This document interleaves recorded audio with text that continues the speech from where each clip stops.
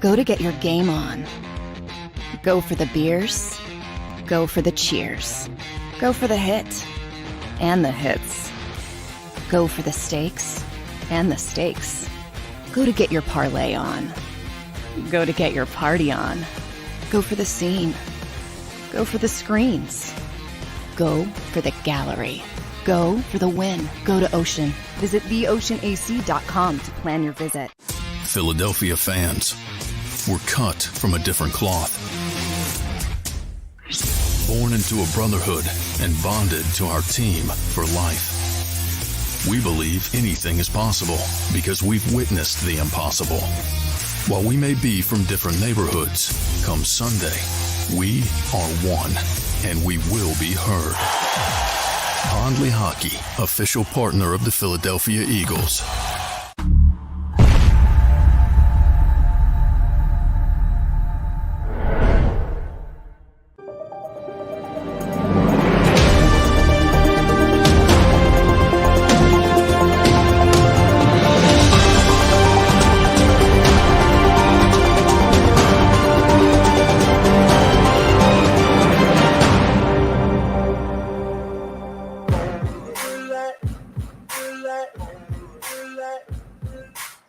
Back at it again. It's the Football Playbook with your boy, RIC, in the place to be.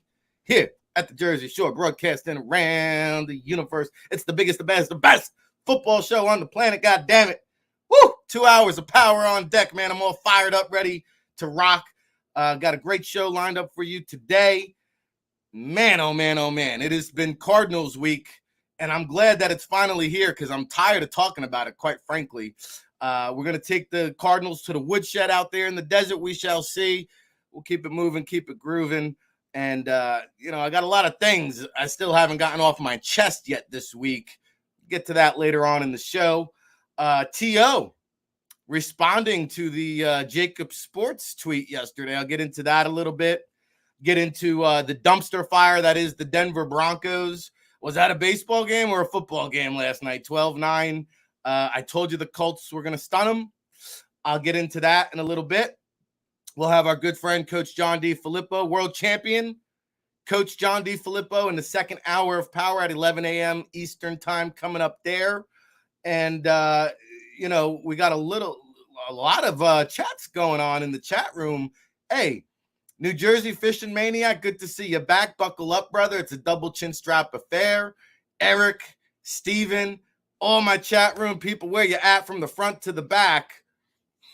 What you know about Jankarelli's little Bloomfield boys over there action? Hey, I'm a Belleville bellboy. Don't get it twisted. Belleville, Nutley, Bloomfield. We know about Jankarelli's, Calandras, all that good stuff. We're just getting started here on the Football Playbook. Make sure you smash that subscribe button. Subscribe to the JAKIB Sports YouTube channel so you get all of our show notifications. But we're here Monday through Friday, 10 a.m. to noon Eastern, leading up to the Sports Take, guys. Shout out to Mac and Mac. I saw Bat Brooks holding it down. And the guest there they had on at the end of the show, he had almost as much energy as me. Buckle up. Proud of that young man. Hey, listen, guys. A lot to get into today. The Eagles, by the way, have not won in Arizona since 2001. Believe it or not. I think there's something like 3-10 since 1993. Obviously, they only go out there every 8 years or so. But we're going to get into the Zach Ertz reunion tour in just a little while. However, checking in from North Carolina. Okay, North Kakalaka, where you at? Where's my chat room people checking in from this morning? St. Louis, buckle up. Love to see it. This is the global show. We're worldwide here in a Football Playbook. I got some press conferences from yesterday. A.J. Brown, Jack Driscoll, Miles Sanders, Jordan Mailata all spoke to the assembled media. But first, I know a lot of you are interested in the injury updates. Wayne, home of the DMV, get at me. Injury updates. So Jordan Mailata spoke at length with the media. He was Compton in the house. Okay. Jordan Mailata was the longest press. It wasn't a press conference. It was just kind of at his locker room. So he did say as Kelsey alluded to earlier in his press conference this week, they dodged the bullet. Mailata basically echoed those sentiments, got the x-ray back on Monday. That's when they told him he was day-to-day. Said it kills him not being out there. His shoulder popped out in the game. First time he ever popped his shoulder in, said that was pretty cool. Okay. They did say that the Eagles have told him to possibly wear a sling for the rest of the season just for additional support. So, he said at the end of the day, he's going to go through pregame warm-up, see where he's at. The range of motion and the strength in his arm is ultimately going to dictate whether or not he straps up and plays on Sunday. But he had must have been there was a couple newbies in the media yesterday that were kind of annoying me. I could only imagine how much they were annoying the Eagles players. And one jabroni kept asking, hey, what are you really working on from a technical aspect from your game? What are you really working on from a technical aspect? I mean, some of these guys they give media credentials to. It's like, hey, it's a privilege to be out here. You're wasting all of our time. So, he called out one of the media members. He said, hey, how you doing? I'm Jordan. You must be new here. But my saying is be where your feet are at. Be where your feet are at. So we'll see where Jordan Mailata's feet land on Sunday. He is going to make the trip. Hey, if he doesn't go, Driscoll will be ready to rock. That was just, his third start at left tackle. First time in the NFL. Did say he started 2 games in college at left tackle and got more comfortable as the game wore on. But said, hey, buckle up. I'm ready. J.J. Watt, Zach Allen, who you got from the front to the back. He did credit the Cardinals defensive front, especially those edge rushers, for being very physical. So if Mailata can't go, Driscoll's ready to rock. Seumalo did participate yesterday in practice. Jordan Mailata did not. Mailata with the shoulder, Seumalo with the ankle. A lot of bad ankles on this team floating around. He was a limited participant. So the chances of Seumalo playing probably a slight bit higher than Mailata. And I thought Sua Opeta played very well in limited work, filling in for Seumalo. I'm not going to worry too much about the drop-off on the interior. However, J.J. Watt, best believe it, will take advantage of Driscoll. He'll find a way to get to the quarterback. Driscoll allowed 3 pressures last week in 76 snaps, 1 sack. I think he was called for 1 penalty. He'll have his hands full with J.J. Watt, okay? And, Jalen likes to roll out to his right, so maybe they run a lot of RPO and play action away from J.J. Watt. Marcus Golden, who they brought back, and has been a double-digit sack kind of guy, really hasn't done much of anything so far in this 2022 season. So we shall see there. Even with the injuries, right, even with Mailata and Seumalo possibly out, I think at the very least that matchup in the trenches is a break even. If not, I might even still give the Eagles an advantage when it comes to their offensive line versus the Cardinals' defensive line, okay? So Mailata did not participate. Seumalo was limited. Sticking on the offense, Boston Scott did participate with that rib injury. He was limited. And you know what? I am actually a fan of giving Boston Scott an extra week to get right, get tight. And let me see what Trey Sermon has. Trey Sermon played 5 snaps last week. I'd like to see him get 10 to 15 reps. 5 touches would be nice to see what Trey Sermon can give us, because if he is going to be the Eagles' bigger back, if they are going to go into the rest of the regular season with this backfield by committee, they got to find out now, sooner rather than later, what Trey Sermon's about. Okay?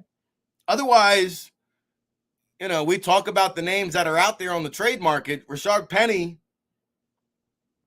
could look pretty good in Eagle Green, just saying. Penny showed up on the injury report. That's been a knock on him. it's a 1-year rental. You might be able to get him for a mid to late round pick. To me, I'm all in on this Eagles squad. Let's see. Offensively, Andre Dillard was seen doing drills. Okay, so we didn't talk about that as an option. That was encouraging to see. They have not ruled out Andre Dillard, and Dillard might even get the start if he can go. So something to keep an eye on here. I would imagine today is going to be a walkthrough, so we really won't know who's going to start at left tackle until game day, really. So buckle up. Eagles -5 on the Vegas line right now. Again, they haven't won a game in Arizona in the desert since 2001. The other thing to keep an eye on, too, this week, well, I'll get to that in a second. Let me finish up the injuries. On the defensive side of the ball, Avonte Maddox did not participate. He's got the ankle. I think we're going to see more of Josiah Scott. Fortunately or unfortunately, guys. The chat room was a little bit mixed on, his performance last week. I thought, considering the circumstances and thrown into the fire, I thought the positive outweighed the negative. Christian Kirk made him look silly on one play. He got flagged for another costly penalty. I thought he rebounded pretty well, though, considering. He drew a tough assignment. They asked a lot out of Josiah Scott last week. And, we'll see. Chauncey Gardner-Johnson, that's a position he played at New Orleans and at Florida during his college days. I think it sounds like Scott in the slot. And we'll get into some of those wide receiver matchups later on in the show. Good question posed on the Birds 365 show. Who's going to cover Zach Ertz? To me, Bradbury's the guy. I'll get into that later on. So Avonte Maddox did not participate with the ankle. Patrick Johnson did not participate with the concussion. Kyron Johnson was a limited participant with the concussion. Based on what we saw with the recent series of events of Tua, I don't anticipate Patrick Johnson or Kyron Johnson to play, either one of them. That means Hassan Reddick will have to play more. And Reddick, believe it or not, I don't think he has played more than 60% of the snaps in any single game. Just something to keep an eye on. So Reddick's going to play more. Does that lead to more production? We shall see. He was a member of this Arizona Cardinals team that discarded him. So for Reddick, this is a personal revenge tour. For Ertz, it's a personal revenge tour. And Ertz yesterday, he said, Philly didn't want me anymore. They didn't believe in me. Arizona did. I'm so ecstatic to be an Arizona Cardinal. Hey, Zach, who you kidding? Come on, son. Let's get serious. Okay. Why so serious? Remember Stevie Johnson, by the way, the Buffalo Bills wideout? We're going to have him next week. Just a random thought there, guys. Zach Ertz, why so serious? You ain't ecstatic to be an Arizona Cardinal. You wish, you are dreaming about being a Philadelphia Eagle and an undefeated championship contender because the Arizona Cardinals are pretenders. So let's get serious, Zach Ertz, okay?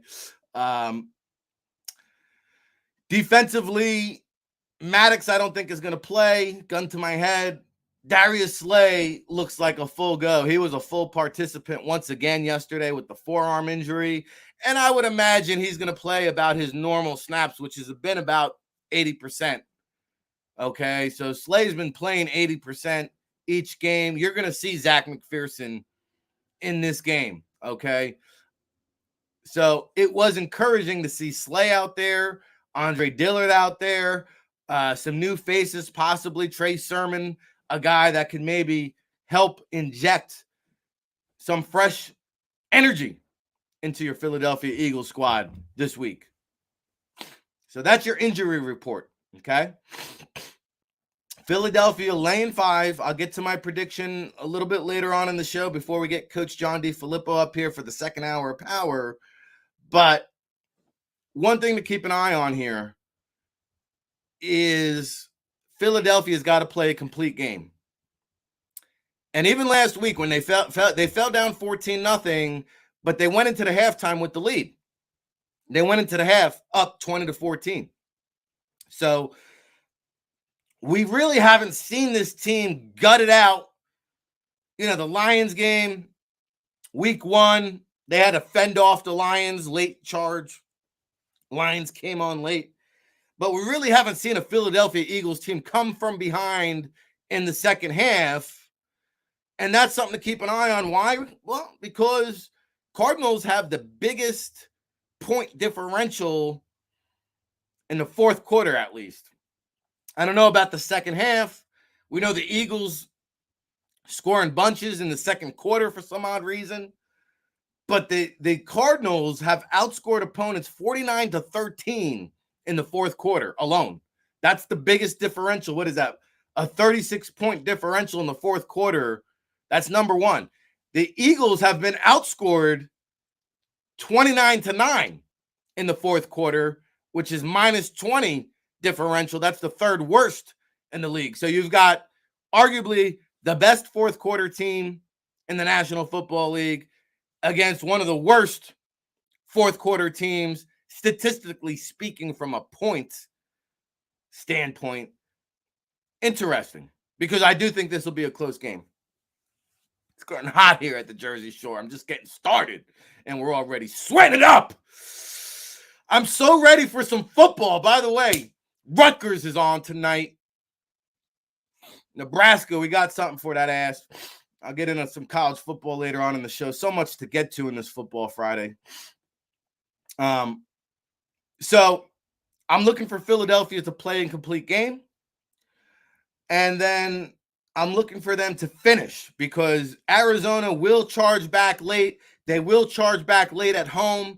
This team is going to be kind of like the Dallas Cowboys, just an annoying mosquito. An annoying mosquito, okay? So I got a lot I want to get into on this game. Don't razz me with the Rutgers, Daz. You know what it is. It's Big Ten football, Friday Night Lights. Rutgers and Nebraska, baby. Oh, man. I really want to get out to that game. I wish I could get over there. Anyway, RIC in a place to be. Ric Serritella, fly with me. We're soaring. The only undefeated team, guys. Enjoy the ride. All right?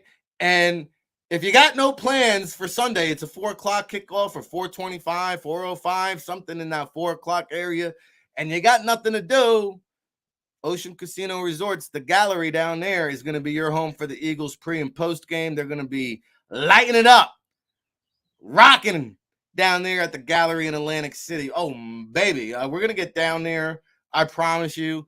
And did you see our friend Gail Saunders with the plane takeover to Arizona to Arizona just yesterday? He posted it this morning. The flight attendant, by the end of that flight, she actually gave up the phone to the Eagles fans. By the end of the flight, he said they did about 20 Eagles chants on the way from Philly to Arizona. By the time they landed, the flight attendant, you should see this tweet by Gail Saunders. By the end of the flight, she was so exhausted and tired of hearing Philadelphia Eagles chants, she basically just gave the phone to the passengers, and it was an Eagles takeover on the flight. You might have the Boo Birds taking over that Arizona stadium in Phoenix. They don't got no Gencarellis out in Phoenix, by the way. But it was a pure Eagles takeover. Shout out to Gail Saunders. I'll try to pop him on next week and get his reaction to that. But just a fun scene for sure. All right, so yesterday, Eagles press conferences or assembled media inside the locker room. A.J. Brown said, hey, all this undefeated talk, stop it. Stop it right now. I'm not trying to go 17-0. He said, I'm trying to go 1-0 this week.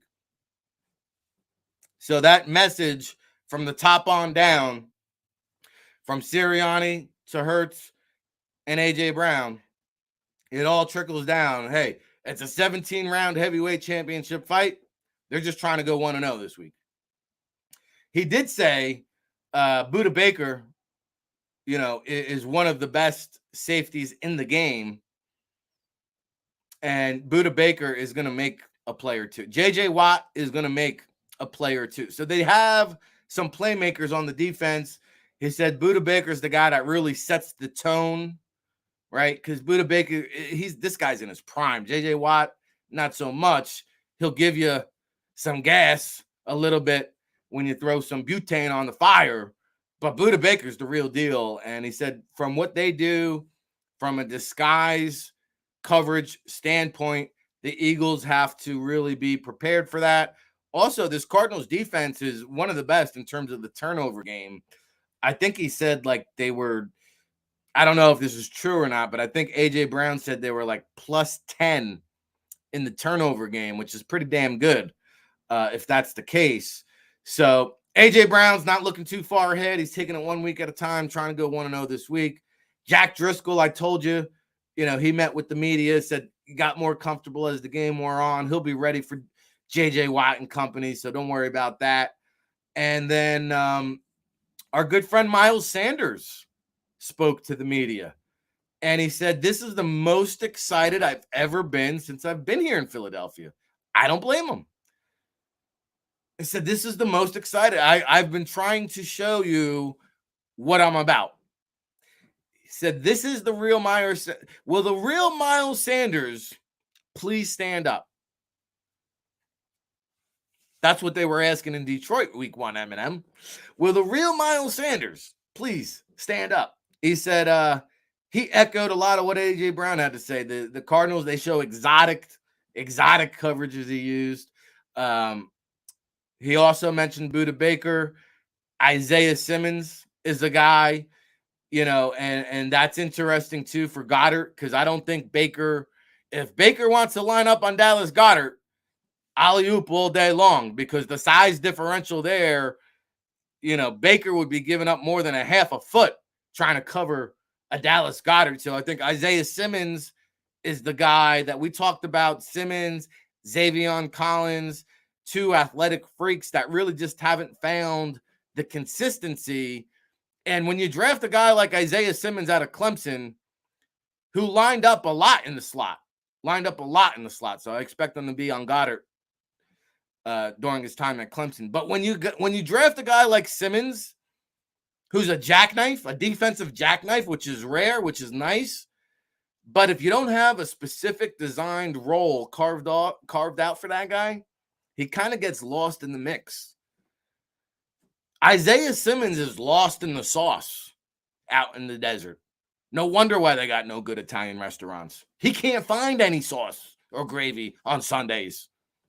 That's Isaiah Simmons. I said a plus 10 turnover differential. I might have got it twisted. Miles Sanders mentioned 10 pass breakups by the defense. So they turn the ball over a lot. They get their hands on batted passes a lot. 10 pass breakups last week. And Miles Sanders just Zach Ertz is ecstatic to be a Cardinal. Miles Sanders said this is the most excited I ever been. So let's not kid ourselves, Mr. Zach Ertz. Okay? Now, I got a lot more I want to get off my chest, guys. Believe me when I tell you. I'm just getting warmed up here on this Football Friday affair, the Football Playbook. It's our 29th episode, by the way. Good to see some of you guys coming back. Adams Exploits checking in. William Stark, Daz Deal, Stephen Michael, Lynette. New to the show. I haven't seen you. So welcome. Is JJ hurt again? He's always hurt. He's always got something going on. Last week, it was a heart defib. He had to have his heart rate put into place. New Jersey Fishing Maniac. He's becoming one of my favorites. He just checked in for the first time yesterday. I love this guy. Are you kidding me? 5 jars of ragu. It's in there. Isaiah, it's in there.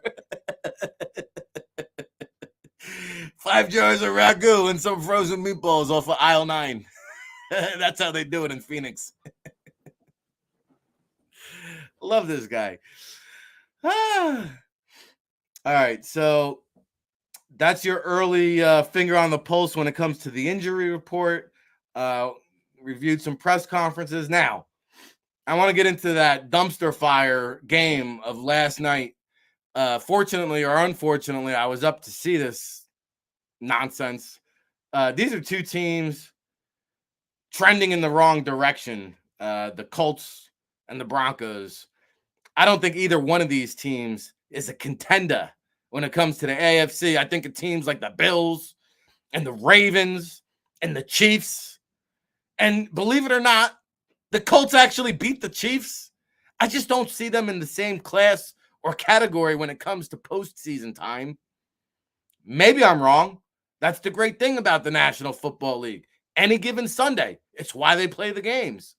But based on what I saw and what I've seen, that was 12-9, not a single touchdown scored last night, okay? It was a tough watch. Now, this Nathaniel Hackett, he will be one and done in Denver. And while I don't want to guarantee it, I feel pretty good. I feel pretty good about those odds. You know why? Denver has a new ownership group. They just poured $4 billion with a B, $4 billion into this team. And I'll tell you what, if I was a $4 billion owner, Nathaniel Hackett might be the last guy I want as my head coach.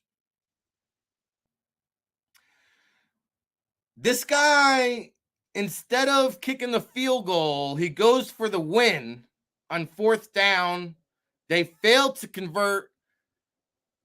Richard Sherman was having a panic attack, reliving some dreadful Russell Wilson memories. But if you saw the quotes from the postgame presser, Nathaniel Hackett said, I got the go to go for it there. I got the go to go for it on 4th down, go for the win. Well, bro, what do you mean you got the go? Aren't you the head coach? I don't understand. No comprende. You got the go to go for it. Well, who did you get the go from? What's John Elway's calling up the shots up in the booth? I mean, what do you mean you got the go? Who approved it? You're the head coach. You call the shot. The buck stops with you. You got the go to go for it? Who authorized that? Who made that business decision? Tone in the private chat's like, what is going on in Denver, man? I mean, I got the go. Somebody called it in. Like, bro, aren't you the head coach? Isn't that why they pay you the big bucks? Just an odd scene and quote from Nathaniel Hackett. Now, there was frustration all around, okay?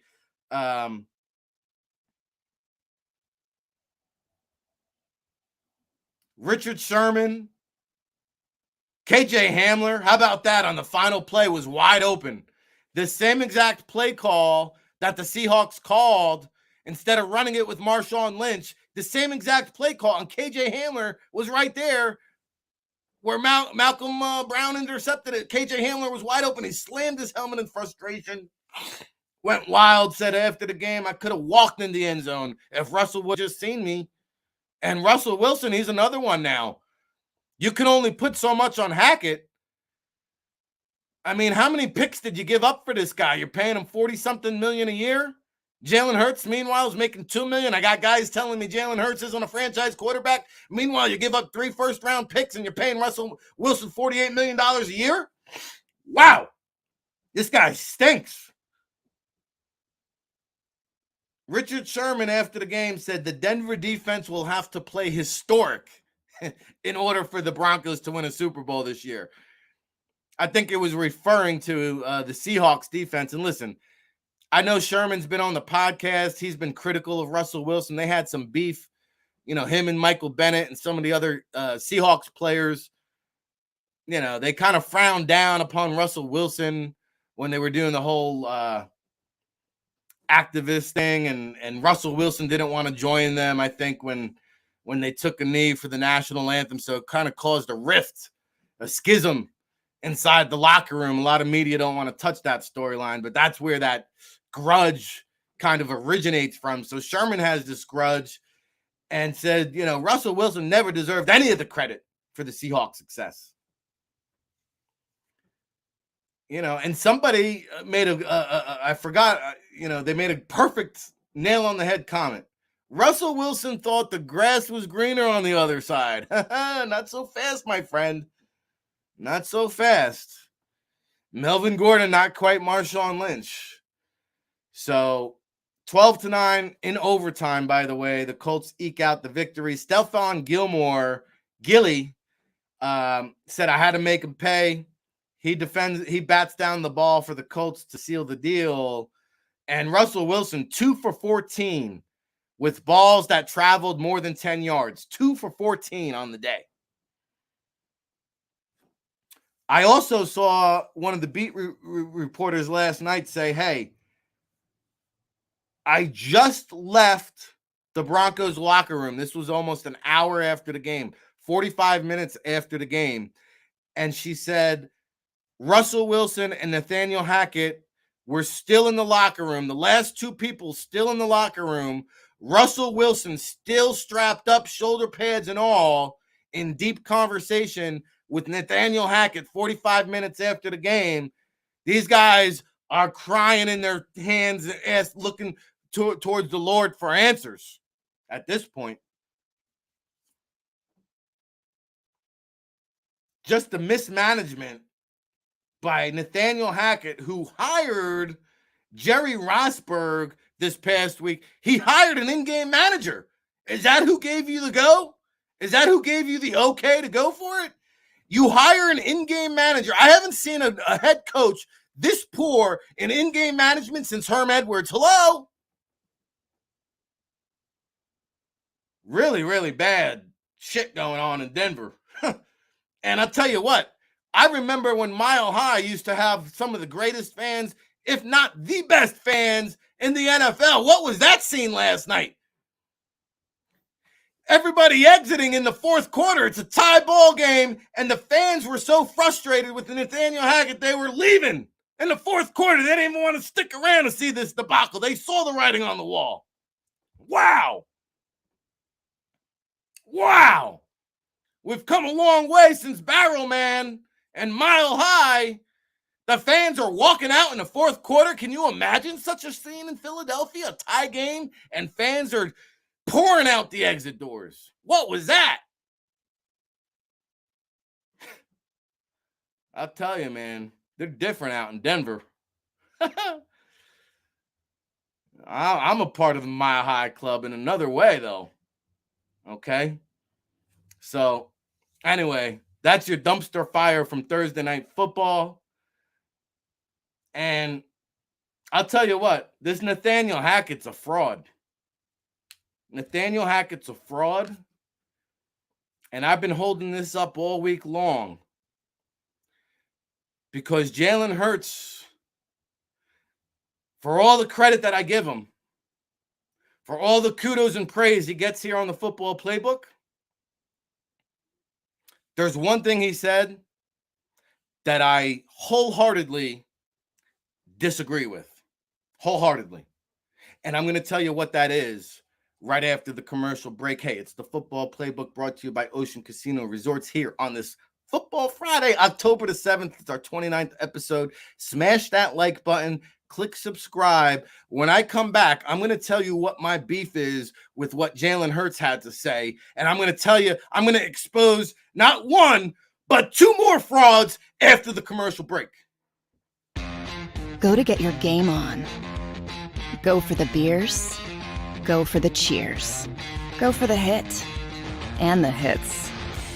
Go for the stakes and the stakes. Go to get your parlay on. Go to get your party on. Go for the scene. Go for the screens. Go for the gallery. Go for the win. Go to Ocean. Visit theoceanac.com to plan your visit.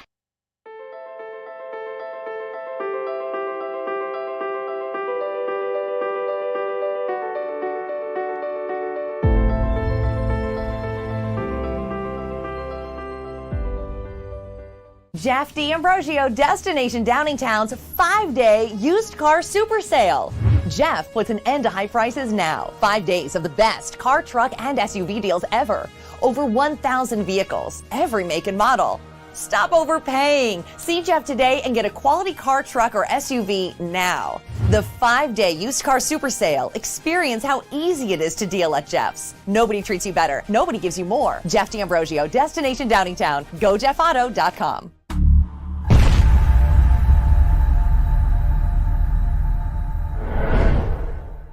Score and save this football season on your car insurance. Before the next game, save up to 40% on your auto insurance policy. That's right, 40% savings. Call an Audible this season and contact the Del Val Insurance Group. They're an advocate for you, not an insurance company. That means they'll get you the right coverage and save you up to 40%. Call managing partners Fran or Jim of Del Val Insurance, 215-354-0122, or score and save at dvigi.com. dvigi.com.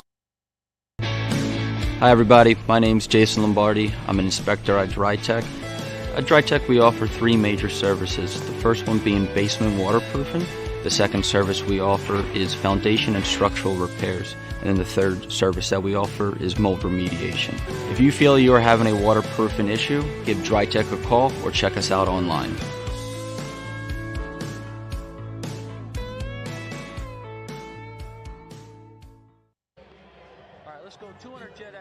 Over the last 17 years, we've built a reputation of growing award-winning teams across the country. Staffing is not easy, but that's what we do every day, all day. The key to our success is storytelling, asking the right questions to find the right people. Hi, I'm Gary Kane, president of Kane Partners. We want to be your staffing partner.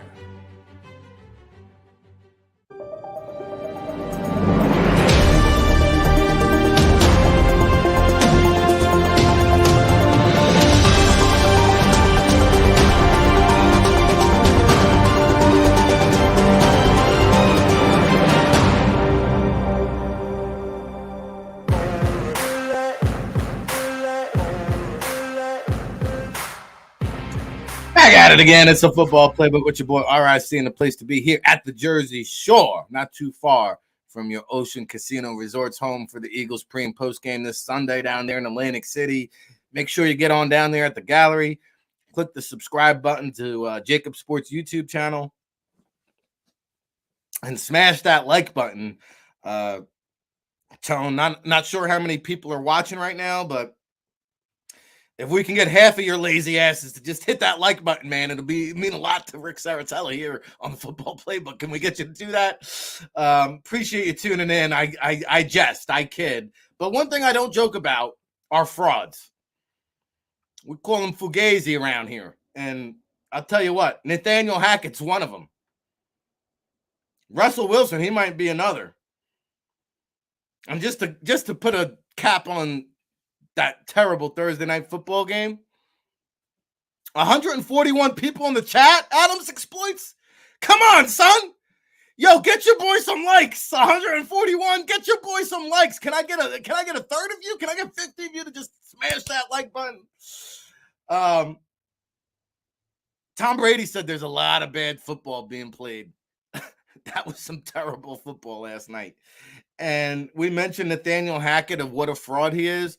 I've been waiting all week to get this off my chest, and we've had a jam-packed show. Shout out to all the guests who've been on for the Cardinals week, and we got a great week already shaping up for Cowboys week next week. Jason Peters week, oh, by the way. But there's something that's been bothering me now for the entire week, and I want to get this on the record because Cliff Kingsbury's a fraud. Who anointed Cliff Kingsbury as this guru type genius? I want to know. And what's the Cardinals GM over there? Keim? Good dude. Good dude, believe me. I've hung out with them at the Combine, him and Bruce Arians. They can put him back now, boys. Good dude. But Cliff Kingsbury, are you kidding me? What has Cliff Kingsbury ever won aside from a Super Bowl as a backup quarterback to Tom Brady on the New England Patriots back in the day? Give me a break. Now, if you remember, Kingsbury was hired after the whole Steve Wilks, Josh Rosen debacle, and they never gave Wilks a minute to succeed there. They doomed him before it even begun with Josh Rosen, who's on his, I don't know, sixth team by now. Let me tell you something about Cliff Kingsbury, because he might be the biggest fraud of them all. This guy, before he joined the Cardinals at Texas Tech, okay? At Texas Tech, and yeah, I get it. You coached Patrick Mahomes. So now you're a freaking guru. Give me a break. You were 35-40 at Texas Tech. Cliff Kingsbury. Good player back in the day, don't get me wrong. I liked watching Cliff Kingsbury, the player. This guy's a joke as a head coach. Are you kidding me? 35-40 at Texas Tech. You took over the first year and you won 8 games with somebody else's roster. Kudos to you. But then you went with your roster 4-8, 7-6, 5-7, 6-7, 5-7. For a record of 35-40 at Texas Tech. You know what that spells? Loser. Can you cue up the Jim Carrey? Because that is a loser.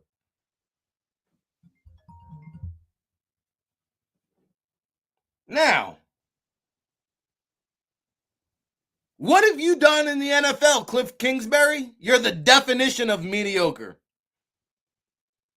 26 wins, 26 losses, and 1 tie as a head coach in the National Football League. You're a loser. A loser. Cliff Kingsbury. What a fraud. What has this guy ever won? Now, they started off 7-0 last year in the first half. Then they finished up 4-6. The real Cliff Kingsbury, please stand up. So, you won 11 games last year. Cool, man. Cool story, bro. You're 2-2 this year, which is the definition of your NFL record, 26-26-1. The year before, you went 8-8. And the year before that, you went 5-10. What has Cliff Kingsbury ever done to deserve this job? Not just this job, but 5 years on the job. If I see Stephen Keim in Indianapolis at the Combine this year and Cliff Kingsbury is still the head coach, best believe I'm going to ask him if he's had one too many soda pops. What are you doing with this guy? And I got news for you. Keim might have made his own bed sticking with Kingsbury too long, giving Kyler Murray that big money contract that he doesn't deserve. Kyler Murray is not respected in that locker room. The players won't say that on the record, but they'll tell you that off the record. The Arizona Cardinals do not respect Kyler Murray, who, oh, by the way, career record as a starter under Cliff Kingsbury, 24, 25, and 1. Kyler Murray, you're a fraud. Okay? You fooled me early on. I thought you might be a contender. After I pulled the wool from beneath my eyes, you're a pretender. Cliff Kingsbury and Kyler Murray are two of the biggest frauds in the NFL. I said it. There it is. Been waiting all week for it. Been waiting to get in where I fit in over here on the Football Playbook. Bro, here's a guy. In his rookie year, he completed 64.4%. And in his fourth year as a starter this year, he's completing 65.3%. Yet, I got media out here telling me Jalen Hurts, he ain't any good. He ain't any good. He's got to get his completion percentage better. Well, I think last check, it's better than Kyler Murray. From Jalen Hurts year 1 to year 3, his completion percentage has jumped significantly. Not so much with Kyler Murray. His yards per attempt, by the way, from 6.9 as a rookie to 7.1 to 7.9 to 5.7 this year. The book is out on Kyler Murray. These guys are not winners. They're losers. Losers. Tone, dial up Jim Carrey. See if he's available, would you? Let's get him on the show.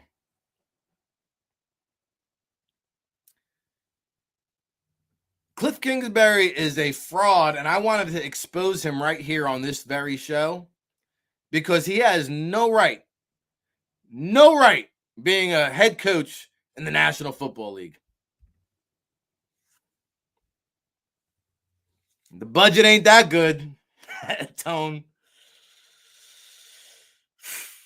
Anyway, I just wanted to get that out there to all you people out there that are scared of the Arizona Cardinals. With that being said, I'm going to give you my prediction because at 11 o'clock, we have Coach John DeFilippo, your world champion, John DeFilippo.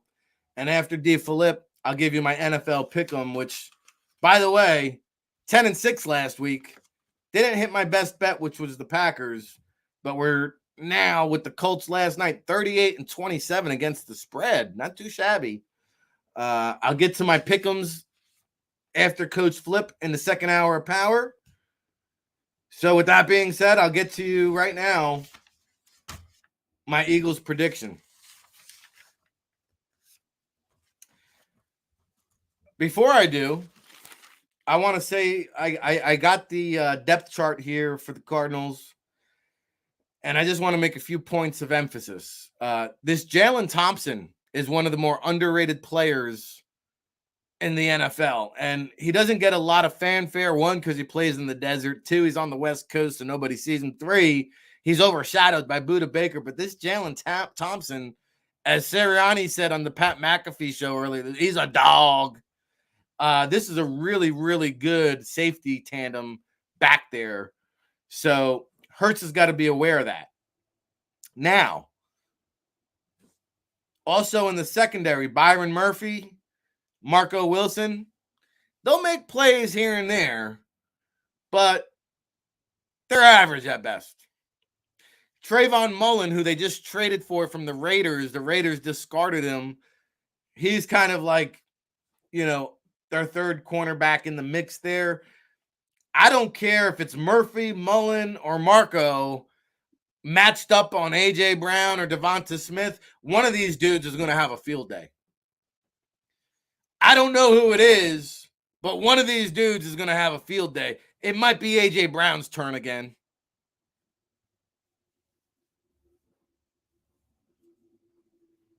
Coach C. Woods checking in from Oklahoma City. Welcome to the show, Coach. Buckle up. Double chin strap affair here at the Football Playbook.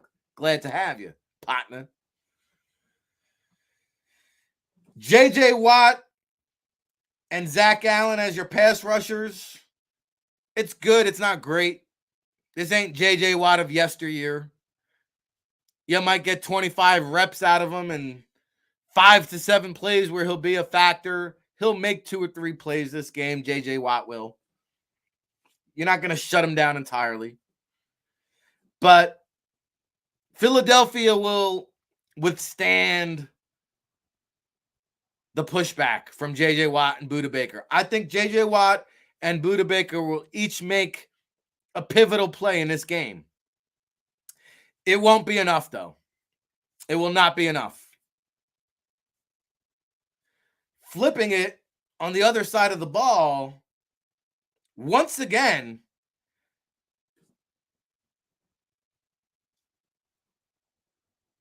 the Eagles bring bad luck to centers. Almost every week, the center is banged up or out. Rodney Hudson has a knee injury. Justin Pugh, the left guard, is hurt. DJ Humphries, the left tackle, was limited in practice. Kelvin Beachum, they had to sit out this week in practice. Justin Pugh's backup is also 5 offensive linemen missing practice this week for the Cardinals. Who's the next man up for the NFC Defensive Player of the Week? Josh Sweat. I'm looking at you. Tone, save this video. Josh Sweat, it's your turn for NFC Defensive Player of the Week. He's going to feast.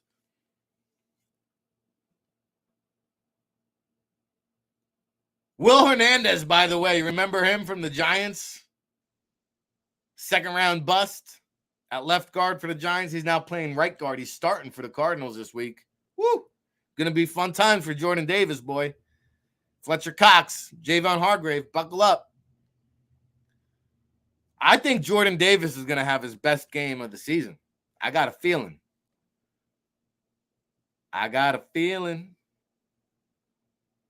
What's that girl's name that sings that? I got a feeling. One more time. You know her name. So I do think Ertz is going to be a problem. Now, the Cardinals haven't had a tight end catch 100 yards passing in a game since 1989. Ertz actually has a chance to do that this week. I really do think that. And to me, I said it earlier, I would put Bradbury on Ertz just because when you look at the Arizona wide receivers, you know, Bradbury really needs to be on A.J. Green if he's in the game, but Green is all banged up.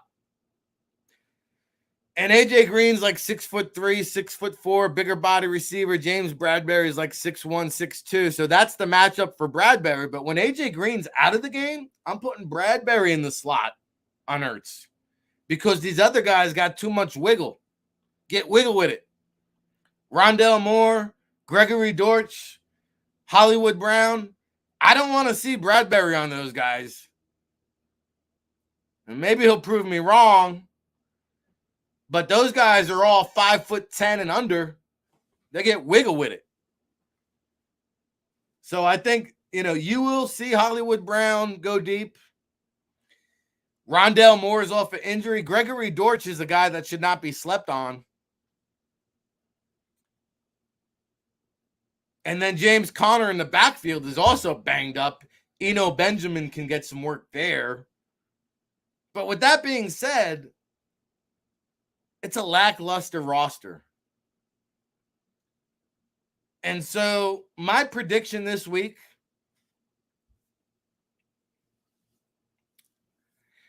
I think it's going to be close, not because the Cardinals are a good team, but because the NFL, as we talk about as any given Sunday, the Eagles are the lone undefeated team, and I think it'll remain that way. I don't think they cover the 5, but I'm going to go Arizona 27. No, Philadelphia 27, Arizona 24. A high-scoring affair. The Eagles get the job done. I wanted to make sure I got that prediction in before Coach John DeFilippo chimes in and joins us here after the break in a few minutes. Now, we'll have the NFL Pick'em later on in the show. Again, 38-27 against the spread, 10-6 last week. I'll have that for you later on in the show. Coach Flip coming up at 11. Before we get to that, little college football talk here for a couple minutes, guys. Buckle up. Bear with me. Rutgers against Nebraska tonight. This is big. This is big for Rutgers football to win a Big Ten game. that they're going to do. Nebraska's coming to town as 3-point favorites. Yo, Jersey's strong up in here. Hold up. Wait a minute. Nebraska favored by 3? Wait a second. 2-3 Nebraska is favored over Rutgers? Bro, give me Rutgers all day in this one. I'm going to be fist pumping here at the Jersey Shore at about 10:30 p.m. Eastern tonight. Where will you be? Houston at Memphis. Going to be a good game. I think Memphis wins that one. They got a running back there to keep an eye on. Colorado State at Nevada tonight.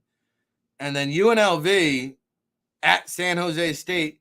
San Jose State's got a quarterback that transferred from Hawaii, Chevin Cordero, who's up and down. He's a roller coaster ride. This UNLV team has been shocking people. And I think you got an upset alert tonight with UNLV, who's getting 6.5, by the way. I think they win the game outright. But let me get into some of the bigger marquee matchups on the docket this weekend. The big one I'm looking at in the ACC. Where'd you go, ACC?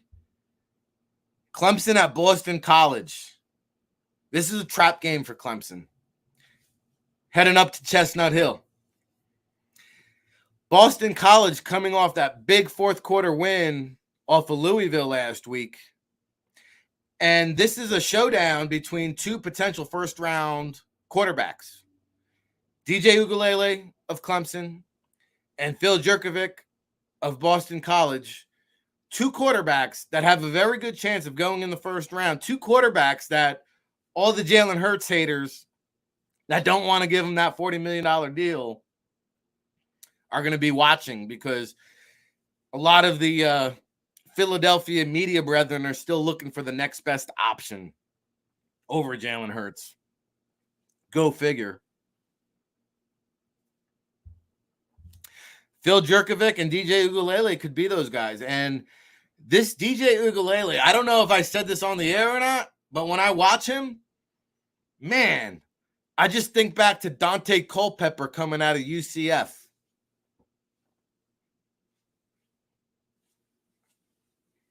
This DJ Uiagalelei, he's almost like an identical clone of Dante Culpepper. Yeah, I said it. He's good. He's inconsistent. He's streaky. But he's got all the tools in the toolbox, Neil. Take a look at the quarterback class once you get beyond Bryce Young, C.J. Stroud, and Will Levis. Anthony Richardson in Florida, for all the fanfare, for all the potential, for all the upside, DJ Uiagalelei is the better polished quarterback right now.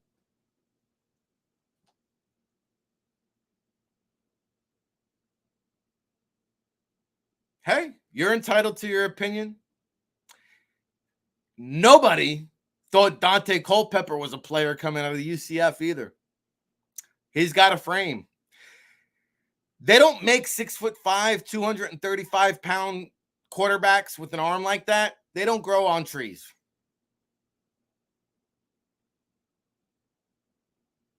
Yeah, I would agree. You know, Uiagalelei has underachieved, but he's also flashed potential. The dangerous P word. And Phil Jurkovec, both of these guys still have a lot of convincing to do. Don't get it twisted. I'm not just anointing them as first-round quarterbacks, guys. What I'm saying is, after the big three, Stroud, Young, Levis, these guys are the next in the mix. Yeah, DJ, that's my DJ, could catapult himself into the first round still. Same with Phil Jurkovec. I don't think either one of them is there yet. What I'm telling you, though, is this game, the press box in Chestnut Hill, going to be littered with scouts. Littered with scouts.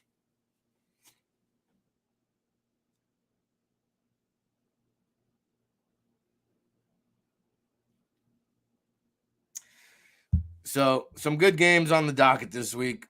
I love the draft chatter. Will Levis, by the way, I thought showed me last week why he shouldn't be a first-round quarterback, quite frankly. For all the love and glitz and glamour of Will Levis, Kentucky should have beat Ole Miss. They had 2 or 3 chances to do so, and Will Levis is the reason why they didn't. So, everybody's on this Will Levis train. He ain't doing so much better than DJ Uiagalelei. I got news for you. Now, Sam Hartman from Wake Forest is a good quarterback. I like this kid, Aiden O'Connell from Purdue, though. Have you seen him? I like that kid. Texas A&M at Alabama is worth keeping an eye on. I think the Aggies beat them last year. NC State, who lost to Clemson last week, has Florida State. Both teams 4-1 there. So some pretty good matchups on Saturday tomorrow. USC and UCLA, both 5-0. How about that? When's the last time that happened? We'll see if they remain unbeaten. Ole Miss, coming off that Kentucky victory, they're now in the top 10 and moving up the lane train, moving on up that lane, Kiffin. Ohio State at Michigan State. Mel Tucker is going to, Ohio State's favored by 27. Mel Tucker is going to have Michigan State prepared. This is going to be much closer than 27. UCLA has Utah. UCLA is 18th in the country. Utah is 11th. They lost to Florida and Anthony Richardson in week 1. They've since won 4 in a row, and they're favored on the road in L.A. Utah is favored by 3.5. Dorian Thompson-Robinson, a guy I coached when I lived out in Las Vegas, also on the NFL radar. I think he'll have a big day on Saturday. And then how about the Big 12 that gets no love? TCU, undefeated TCU, 4-0, at undefeated Kansas, 5-0. Why is Kansas only ranked 19th? The heck is that? They should be a top 10 team. Lance Lapoide, he's going for a major job after this year. And then you got your guy, Brian Kelly now has LSU back in the fold, ranked 25th. They are at home against Tennessee in a big SEC affair. So a lot of good games in college. Paul Mancini has been driving the Grayson McCall train, Coastal Carolina. This Paul Mancini loves him some Grayson McCall. I like Grayson McCall. I don't like him as much as Paul Mancini, but I could see him as a potential day 2 pick. And Michael Penix has been playing well at Washington. Absolutely. So,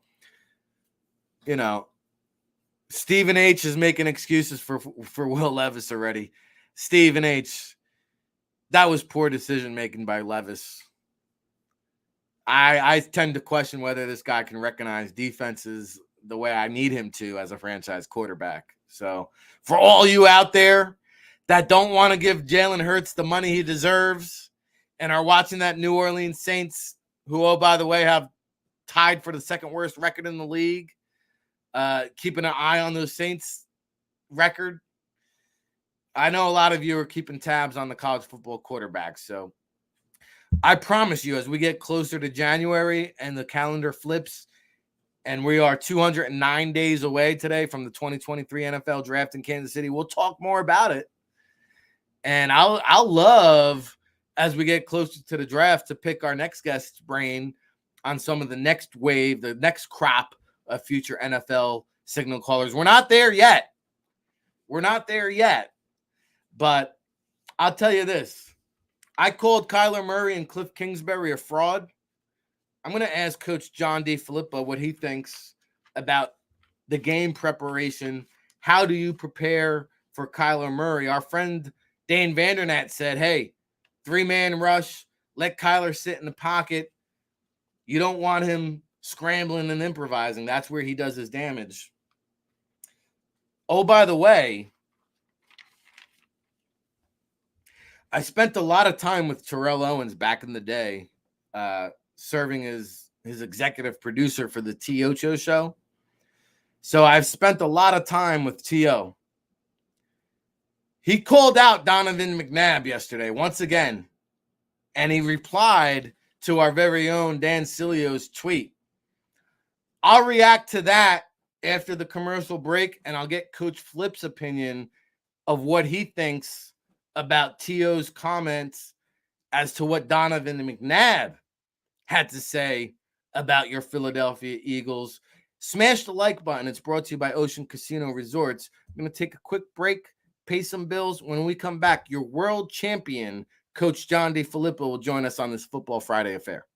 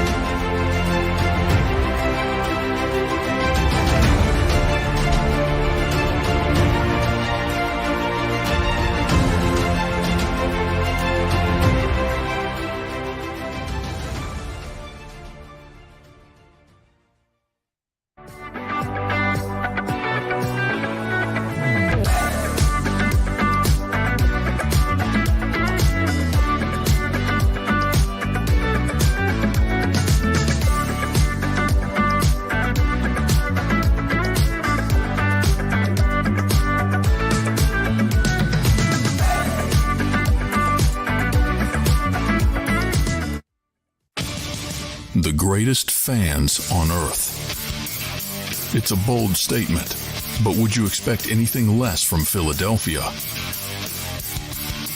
58 years of heartache creates a toughness, a grit, a resolve not found in most. Sure, our prayers were answered, but now that we've had a taste, we're looking for more. Pondley Hockey, official partner of the Philadelphia Eagles.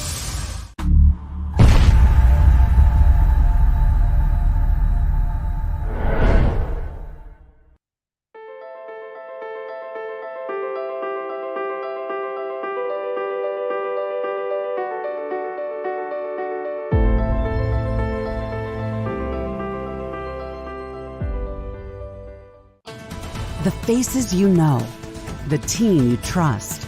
The Delaware Valley's leading news program, Action News. Go for the beers, go for the cheers, go for the hit and the hits, go for the scene, go for the screams, go for the gallery, go for the win, go to Ocean.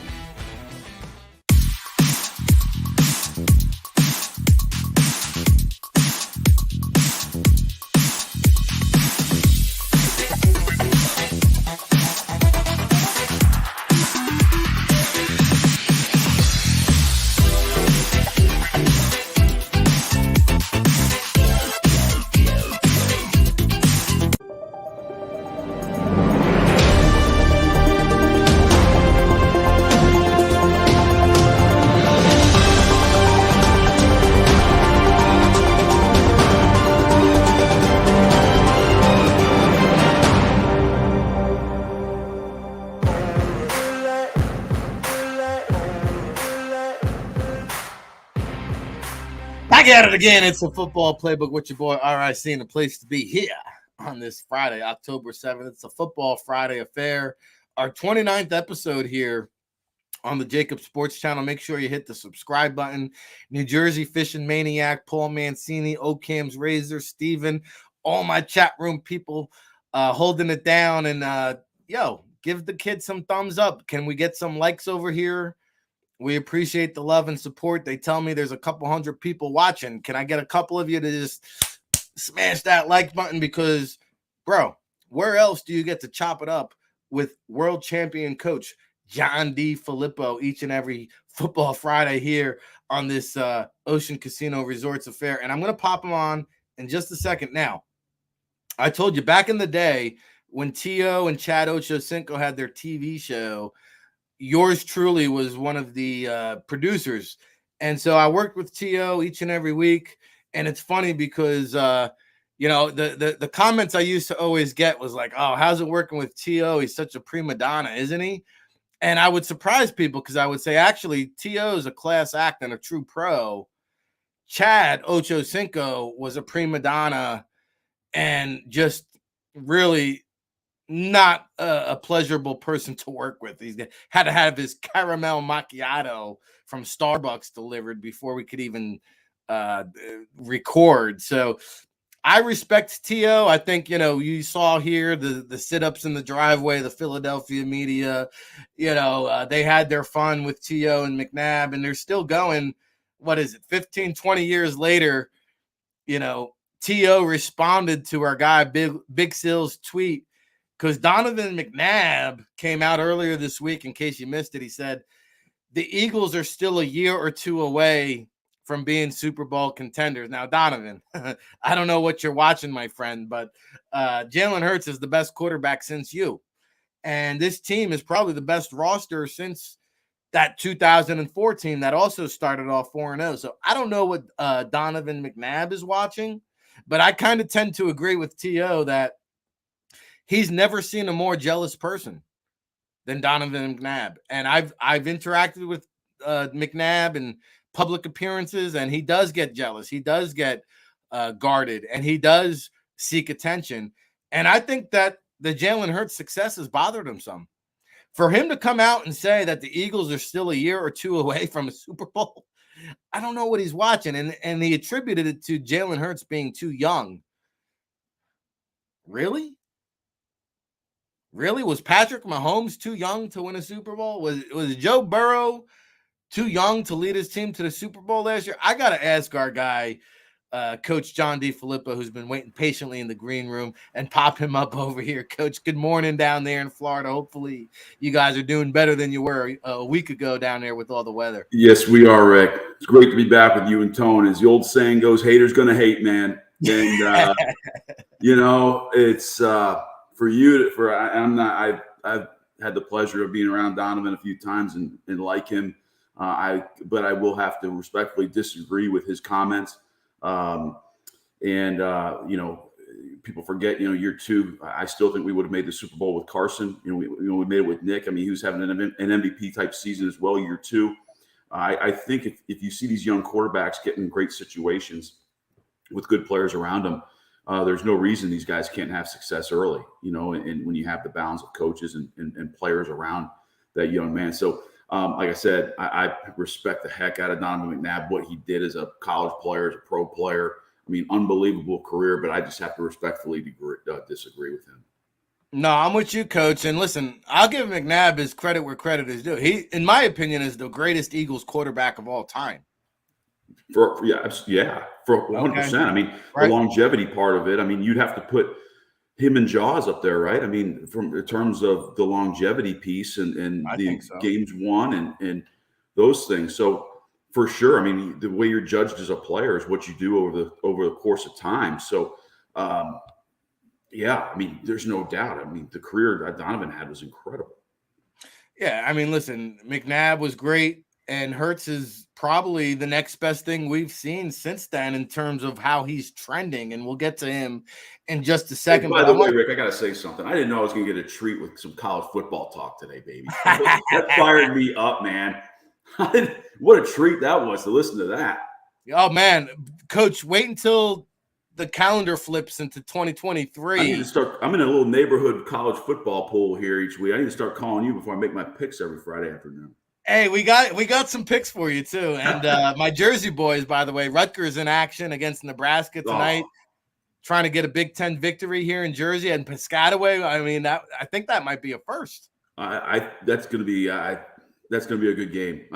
They might storm the field. Watch out now in Piscataway. They might storm the field. The last time they did that, here's a quick Rutgers story, Coach. You'll appreciate this. So when they faced Louisville, I think it was 2007, Teddy Bridgewater was the quarterback. Yep. And Rutgers came back. They won the game. It was a late night affair. I mean, this game didn't end till like 1 o'clock in the morning. Everybody stormed the field. I'm like one of the last people on the field with the Scarlet Knight and everything else. And wouldn't you know it, at the time, I was living in Astoria, Queens. And none of the trains in Piscataway go back to New York City after 1 a.m. So we had to take a yellow cab from Piscataway to Queens. And we get to the city, and the cab driver says, I don't go into Queens. I said, what do you mean? You drove us all the way from Piscataway. Now we're in Times Square trying to get over to 59th Street Bridge. He's already got me for like $1.50 on the meter. Right? I said, what do you mean you don't go to Queens? So he lets me out in Times Square, and I get into another cab. We get over to 59th Street Bridge, and my cab driver gets into an accident. I swear to God, you can't make this up. So now I'm over to 59th Street Bridge in the middle of an accident after the Rutgers-Louisville game. It's like 3 o'clock in the morning, and the cab drivers are screaming at each other. I said, yo, I'm out of here. I happened another yellow cab. It took 3 yellow cabs to get home. Wow. From Louisville To Queens from Piscataway. Go Rutgers. My point is, you could see another scene like that tonight. If Rutgers beats Nebraska, it's kind of a big deal for the Rutgers. It's a huge deal. I don't care. Like when those teams are down, and just because, you know, it's been a while since I've coached college football, but I've evaluated a lot of college football in the past, 15 years. And even when like the Nebraskas and and Alabama hasn't been down in a while, but when I first came to the league, they were down. When certain Florida States are down, they still have players. Yeah, they still have good players in a lot of spots. Maybe they don't have as many as they do now, but those are still historic type programs. Yeah, no, I mean, listen, we remember Tommy Frazier and Tom Osborne and those great Cornhuskers teams. So I'll be keeping my eye on that tonight. But let's get into this NFL Week 4 recap, Week 5 preview, however you want to phrase it, Coach. We'll get into Jalen Hurts and the Eagles and all that good stuff, but they got a tough matchup in Kyler Murray and the Arizona Cardinals. And I say that tongue-in-cheek because I sat up here and I said Cliff Kingsbury and Kyler Murray at 24, 25, and 1, career record together in the NFL, really haven't succeeded expectations or done anything of relevance. They started off 7-0 last year, and then they finished, I think, 4-6 down the stretch or whatever it was, 4-7 down the stretch. But as you're aware, the last Eagles victory in Arizona back in 2001, they don't go out to the desert too often. Kyler Murray is an interesting case study because the Eagles do practice against Jalen Hurts each and every day. But Murray is a little bit more of an athletic freak. He's shorter. He's a little bit more elusive. He can scramble around. I keep referencing that play, 26 seconds of game clock to just gain a 2-yard run. That's how much this guy improvises and extends plays. Quite frankly, I haven't seen anything. The closest thing I've seen to Kyler Murray is Fran Tarkenton highlights, okay? So how do you game plan against a quarterback like Kyler Murray? Yeah, it's not easy. There's a thing called plaster. You talk about with your DBs all the time. You talk about the difference between like a Jalen Hurts, where he uses his athleticism and running ability to go forward and make positive yards. Kyler uses it, that way, but also to, like you said, it's a little bit more backyard football. So it's going to be really important for the defensive backs of the Eagles this week to plaster the receivers for the Cardinals, because the more he runs around, the longer he holds on the ball back there, it's easier for those guys to get open and find spots, especially if you're playing zone coverage like the Eagles do a lot. So that's going to be important. Like, to me, I've never been I love Dane Vandernat. It's my guy. I still think you need to rush 4 against this guy. I really do. The key when you're playing a shorter quarterback, and I've had a couple shorter quarterbacks, and Johnny Manziel, and we always, Gardner's 6'1". We always had issues when we had interior pressure. And so if you can push the pocket, the center and the 2 guards, that to me is the biggest cause of concern, because what's going to happen. I mean, the Eagles' defensive ends are this week are going to be, they're going to be wide, and they're going to be rushing up the field to keep contained, to at least contain the quarterback to where, his buddies, they can rally to the football a little bit. Where if you keep contained and then you get interior pressure, it's hard for the quarterback to get up and out. It's hard for the quarterback to push up in the pocket. Now all of a sudden you got a 5'10", 5'11" quarterback, what we call throwing from a foxhole. Where I hate to equate anything to what the military says. We equate it to you're throwing, an old hand grenade like this because you can't we get it. throw the football. So we always used to say, stay back in the pocket. You never want to have to hand grenade a ball. And I think that's the key is get enough pressure on him where he has to make a quick decision. But at the same time, interior pressure for the Eagles is going to be key for this game. I like that, Coach. I like it a lot because Rodney Hudson, the center, is banged up with the knee injury coming out of Florida State. Very good center, by the way. Justin Pugh, who you're familiar with, was back with the Giants. He's now starting at left guard. He had an injury this week.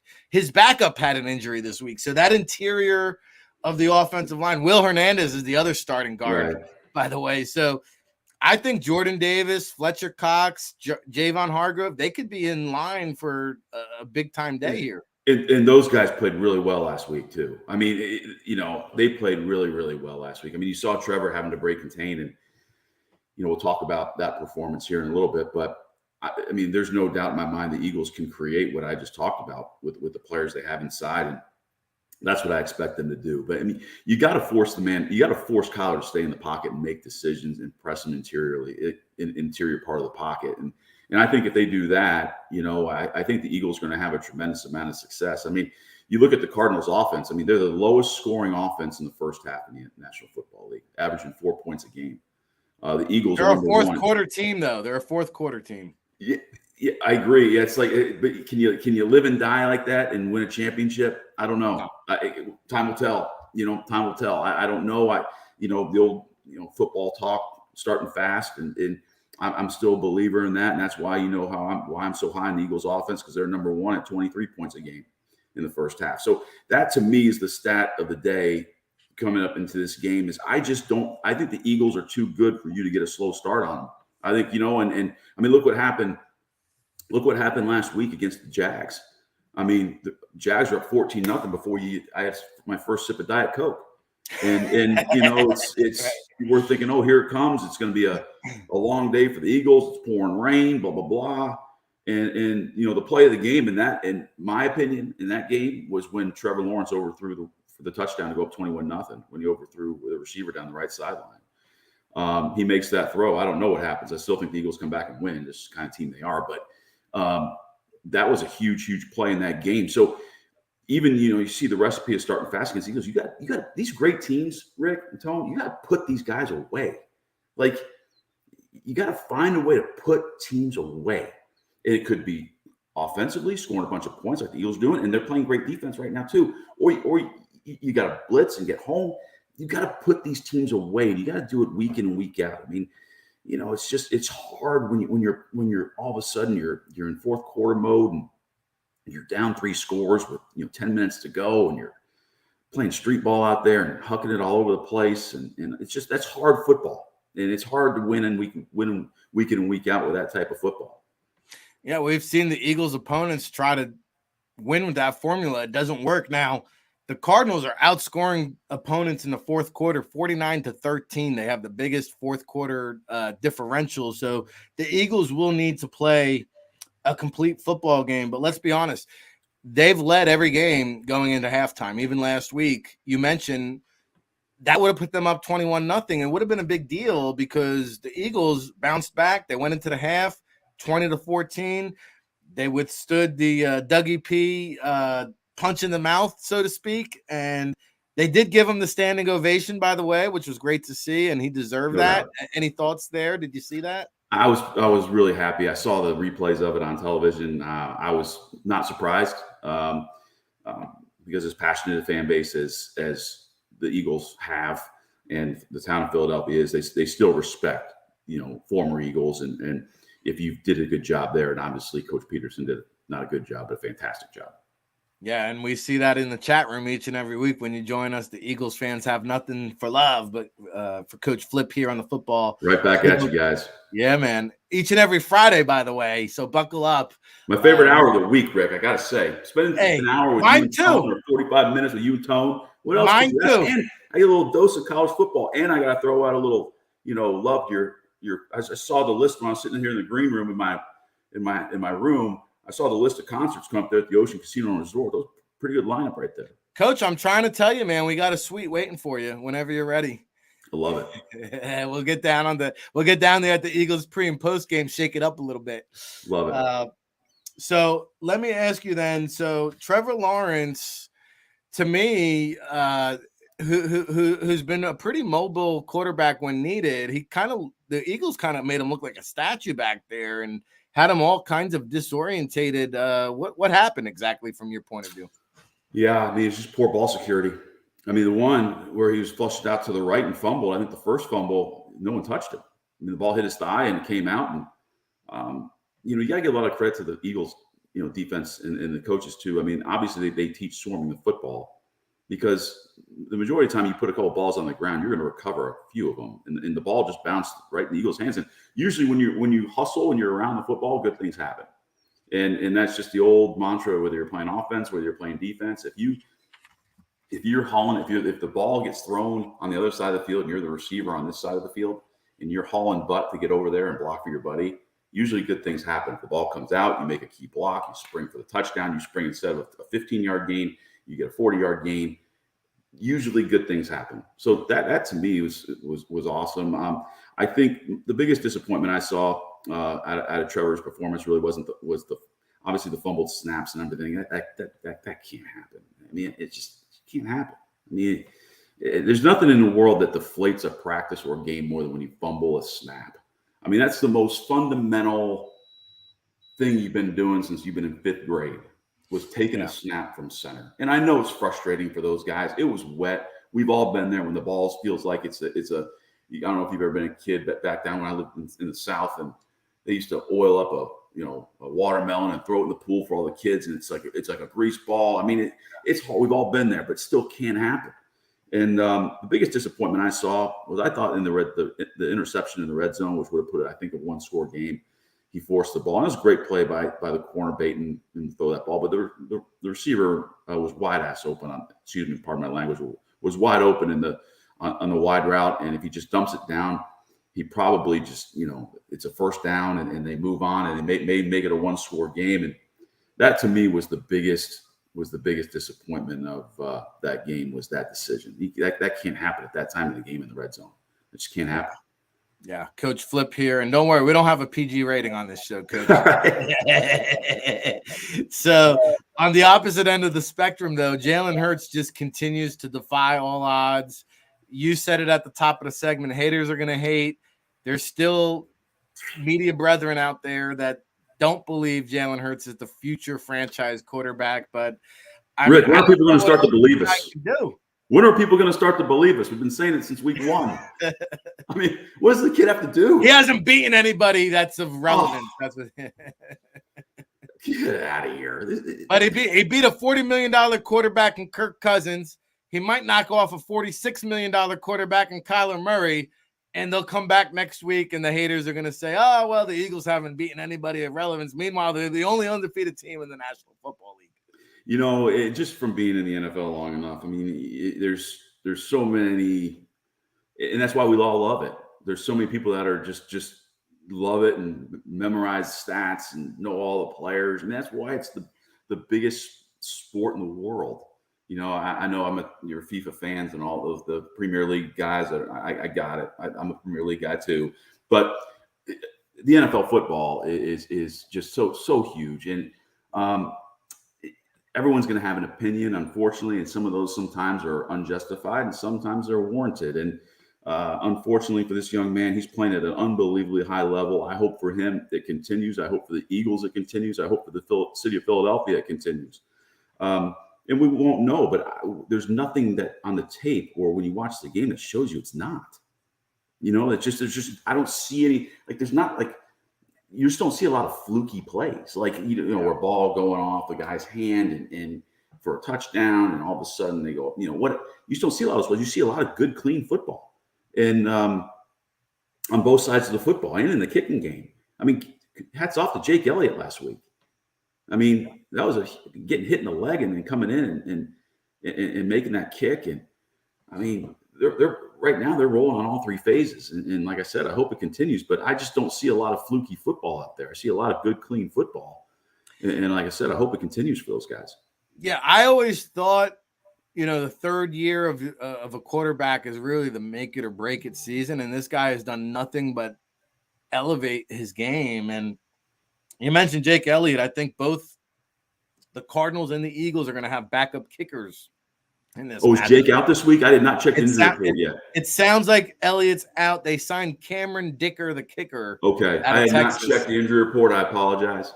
Yeah, so I mean, we don't know for certain, but he did not practice again yesterday. He has an ankle. They did sign Cameron Dicker. They had a bunch of kickers in on Tuesday for tryouts. They might have 2 active kickers come game day. I don't know, but it's not looking good. By the way, I got to ask you, because it's like this Eagles revenge tour this year. Zach Ertz was asked about his time in Philadelphia, said the last 18 months were kind of uncomfortable, but he gave a lot of kudos to Nick Sirianni for making him feel comfortable. He said Coach Sirianni actually went out of his way because they were both put in an awkward spot, right? Yeah. And so he said it didn't exactly end like he wanted it to, but he's got nothing but love for Philadelphia. He came as a 22-year-old youngster, raised a family. You mentioned the World Cup. I think Philadelphia is hosting the World Cup. And, of course, his wife is a big-time soccer player, and he's got the Hope organization. I think he's still well embedded in the Philadelphia community. This game means a little something for the Zach Ertz. I mean, what can you give us from your takeaways of being with Mr. Ertz day in and day out? Zach's one of my favorite players I've ever coached. He is not only a great football player, but he's a great person. And Zach is like all great guys that touch the football. He wants the football. And people are like, don't you dislike guys that, really, really want the football? I go, heck no. I want guys that want the football. As long as it's not a distraction where they're going to the media or they're going in the locker room and they're saying that. But if you come up to me, because I was in charge of presenting the red zone game plan each week in Philadelphia. If he didn't think he was involved enough, he wouldn't talk to me on Friday. He would literally walk right past me in the hallway, not talk to me. I like that, though. I like that. I literally had the red zone list in my hand, and I'd say, hey, Zach, the first progression here, here, here, and here. Okay? He'd be like, oh, okay, Flip. All right. And he'd be fine. But see, that doesn't bother me at all. I mean, great players want to be great, and great players want the football, because I don't want some guy that's going to go out there and not perform well and not want the football to come his way. I mean, you want these guys to freaking catch the ball and, like, you caught the slant in the Super Bowl and go score, and anytime you're in the red zone and Zach Ertz was in there, I mean, he was a threat to score. And what a dynamic player. Like I said, you brought up some things he does in the community. I mean, he and his wife are just tremendous people. Yeah. And really had a fun time spending 2 years with them in Philly. And I wish Zach nothing but the best. I think it's probably a good move for both parties that, he moved on. It sounded like that's what he wanted. And Dallas was ready to step in. And, it was good for Arizona, obviously, to get a player of that caliber that was still young and can still do some of the things that he did when he was in the younger prime of his career, because he's kind of in the prime of his career right now. So I love Zach. Truly an Eagles all-time great. I mean, 100%. I mean, and in fact, I think he's second all time. He 10 catches behind Harold Carmichael all time on the Eagles. Really? Yeah. And with eight catches this week, I'm full of useless stats, Coach.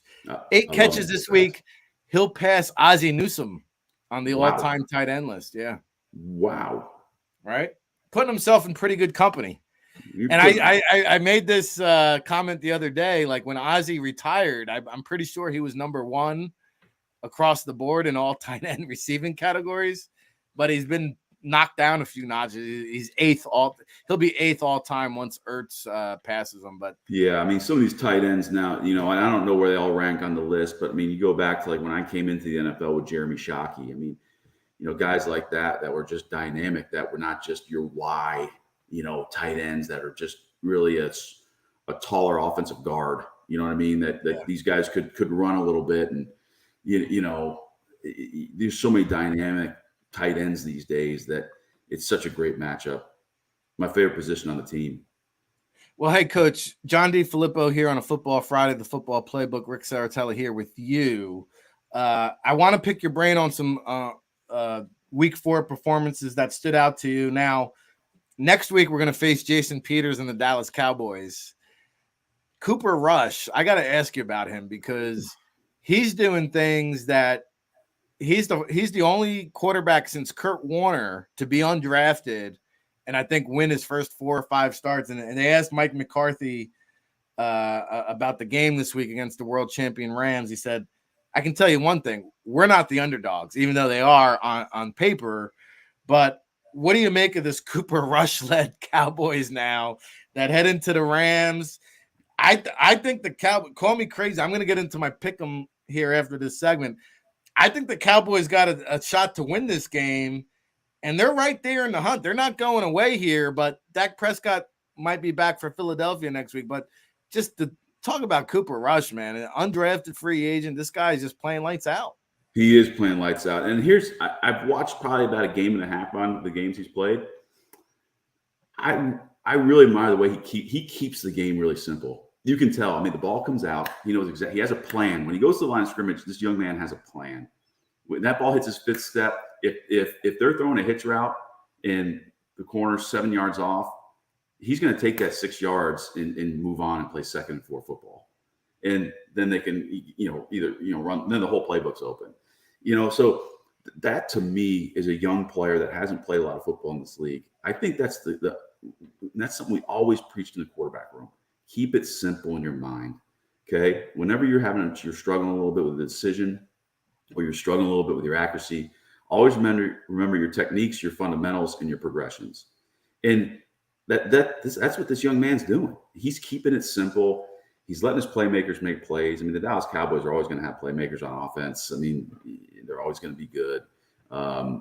So that's the most impressive thing for a young player that hasn't played a lot. I watched him coming out, and he played at Central Michigan, if I'm not mistaken. Yeah, he had that big Hail Mary play at the end. And watched him come out and thought, this is a guy that, in my opinion, is probably going to be a career number 2, right? It's how I wrote him up from what I remember.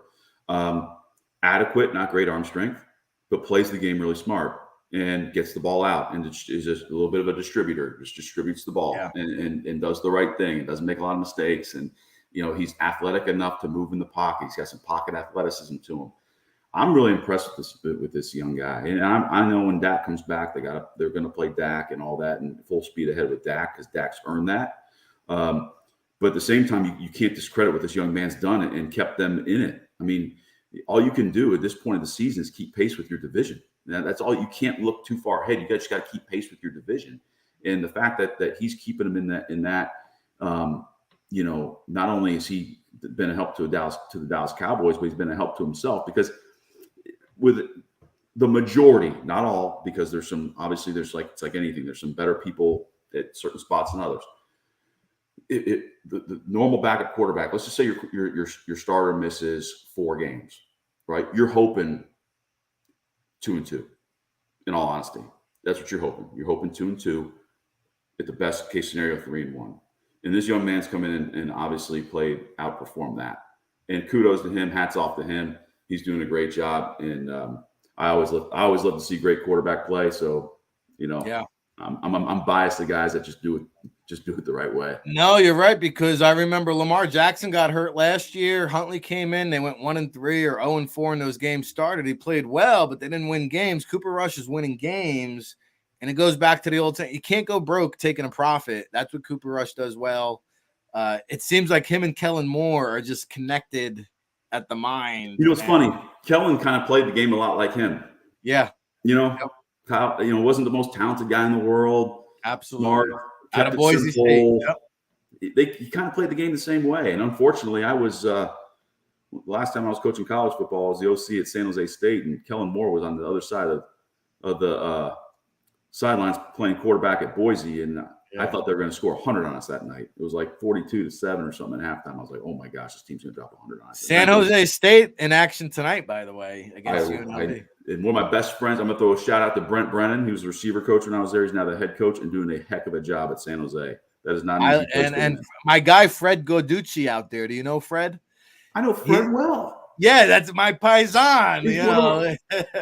That's my guy. Fred's my guy. That's my go-to Italian restaurant guy when I'm out in San Jose. He's always got the recommendations. So.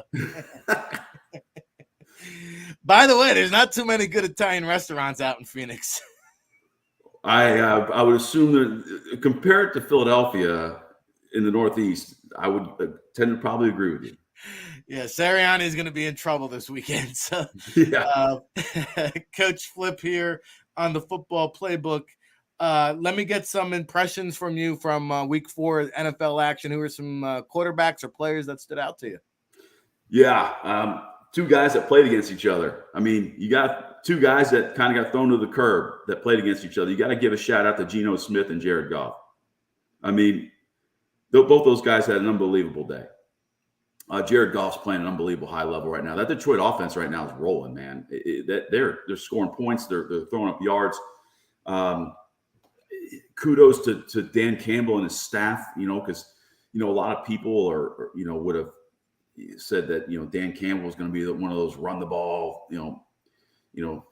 4 yards in a cloud of dust type coaches. And, good for him recognizing the strength of his football team.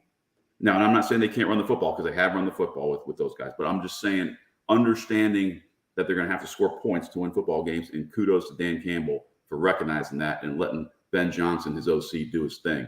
So that Ben Johnson's a good one, by the way. That Ben Johnson seems like a great football mind, by the way. Ben's a stud, man. Ben's a stud. Known Ben a long time. He was a GA, a graduate assistant coach at Boston College, and my dad was the AD there. Is that right? Yeah. Okay. So I've known Ben a long time. I knew Ben. Ben was a bright guy back then. He seems really smart. Just even keel, doesn't get too high, doesn't get too low. And I sent him a text this week, and not to get, I said, hey, Ben, keep doing your thing, man. And I said, appreciate the head coach supporting you in terms of what you're doing. Like, keep doing what you're doing.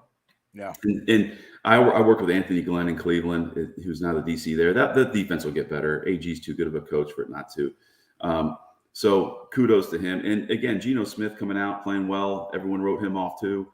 He's come out and played really, really well this year.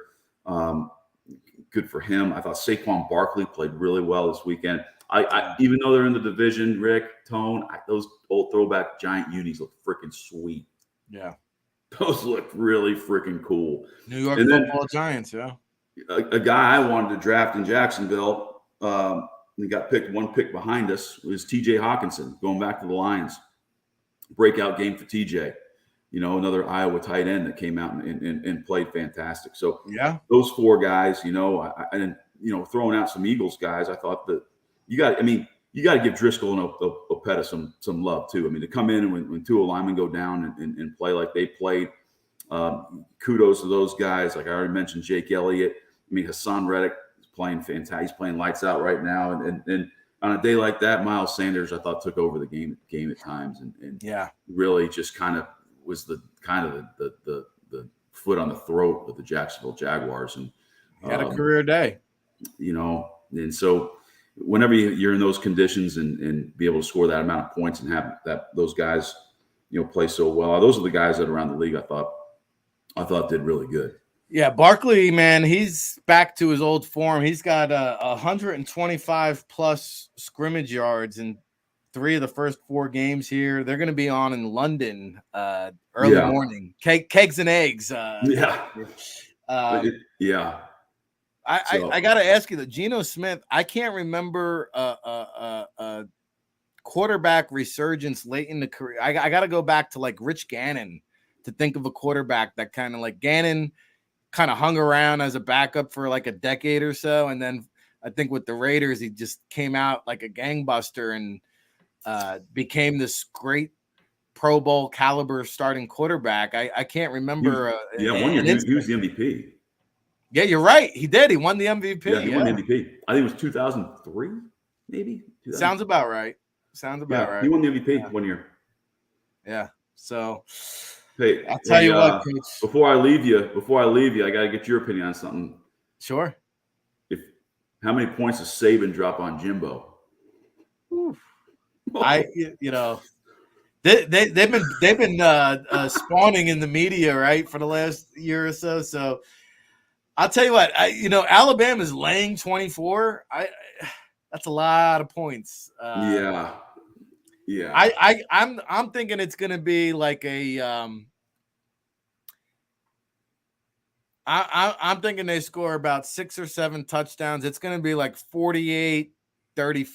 Something. You think A&M's going to score many points? I think it's going to be closer than 24. I don't know if A&M scores that many points. I think Alabama puts up a lot. I think A&M keeps it within striking distance.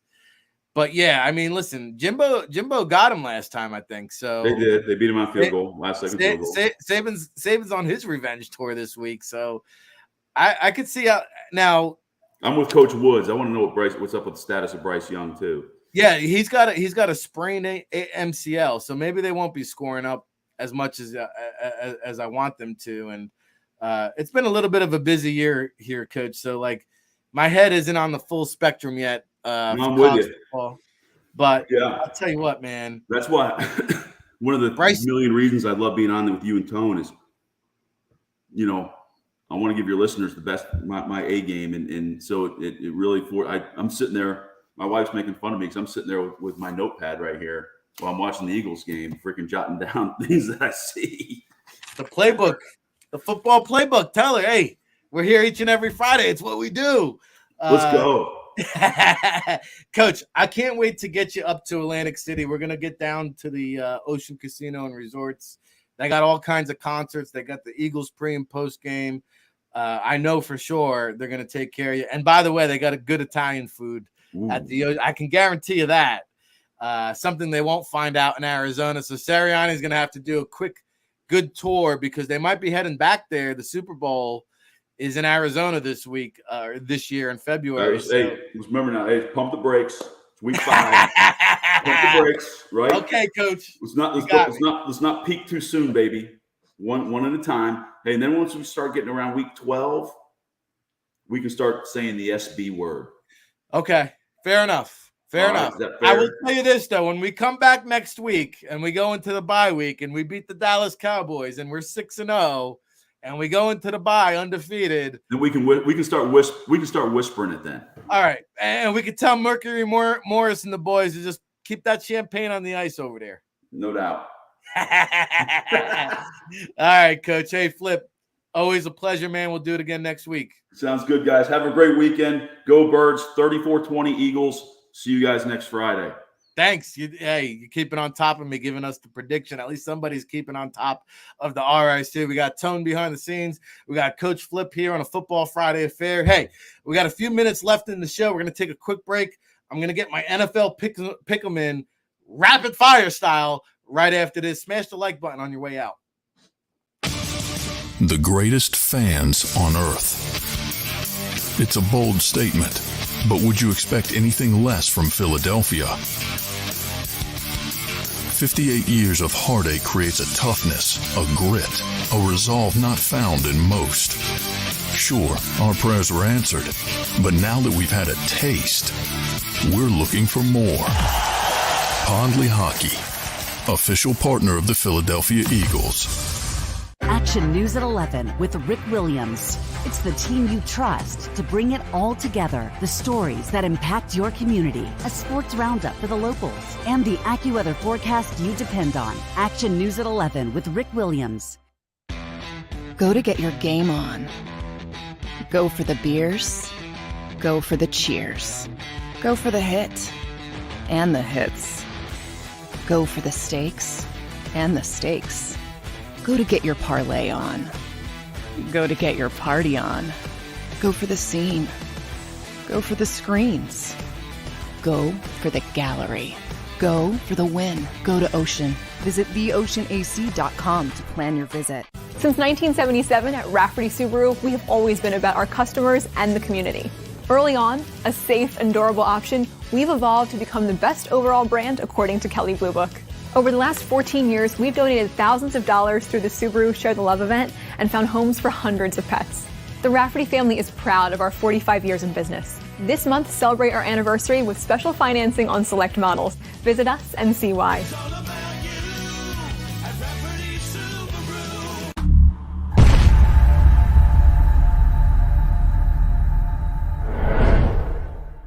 At Stateside Vodka, every new customer gets the world's best rocks glass. Free. What's that? A rocks glass? You're telling me that bottle is cut in half? You could say that. Holy shit. And you're telling me I can get one of these glasses for free? That's right. One free rocks glass per customer with each first-time purchase of Stateside Vodka. So good, it just disappears.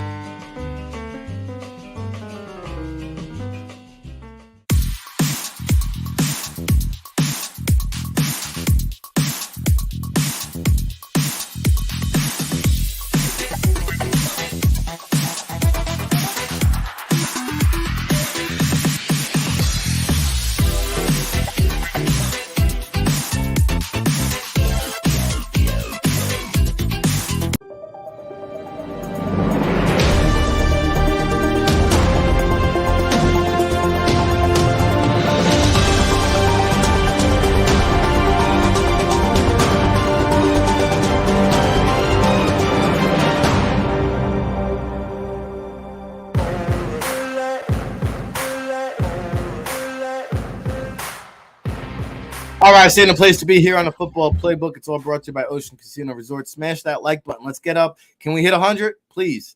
And guys, believe me when I tell you, I am not a biased host here on the JAKIB Sports Media channel. I just call it like I see it. In fact, I will tell you that we are going to keep it real and nobody will be realer the rest of the way.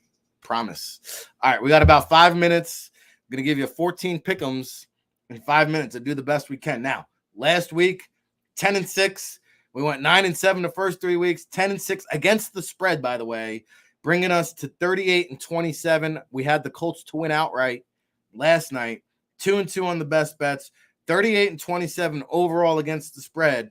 Here's what I got for you in the NFL Week 5 pick'em in the league where they play for pay. All right, we talked about the London matchup. Green Bay is laying 8 against the New York Football Giants. The Packers are the 32nd team to appear in a London game. Don't look now, guys. I got the Giants in a close one here. I'll take the 8 points. You might want to sprinkle something on the money line here. Don't be surprised if we're here on Monday and the New York Football Giants are 4-1. I think the Giants got a fighter's puncher's shot against the Packers out in London. Pittsburgh Steelers getting 14. What? 14 against the Buffalo Bills. Kenny Pickett's first start. First quarterback to have 2 rushing touchdowns in his first game. Stephon Diggs, 406 yards receiving, second in the league. Von Miller, 3 sacks, doing big Willie things for Buffalo. I think the Bills get the W, but they don't cover the 14. Give me Pittsburgh plus 14. The Chargers, 2.5 on the road in Cleveland. You know, the Chargers are all banged up.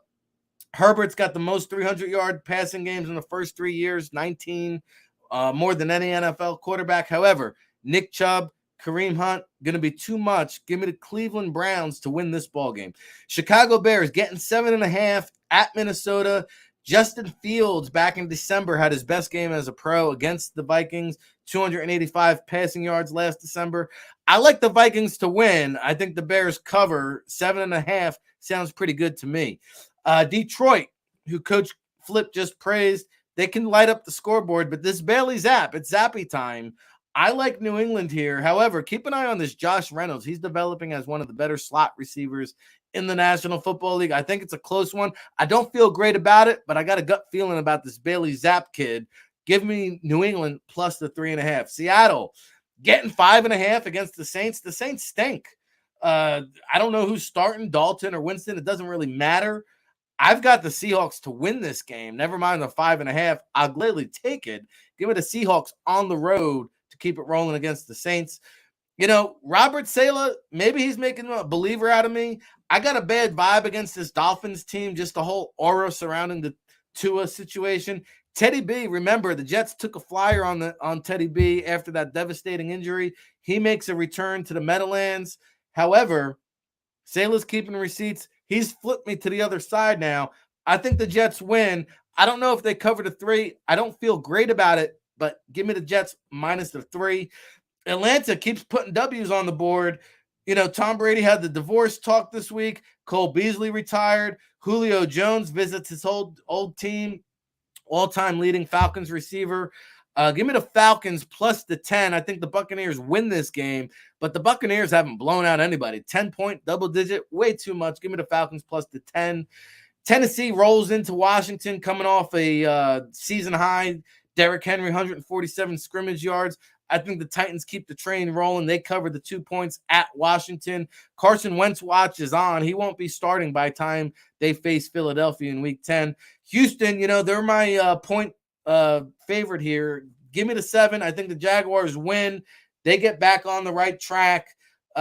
Christian Kirk, he's had 60 yards receiving every week. Only A.J. Brown and Stephon Diggs have done that in the NFL thus far. Give me the Texans plus the 7 with the Jaguars to win.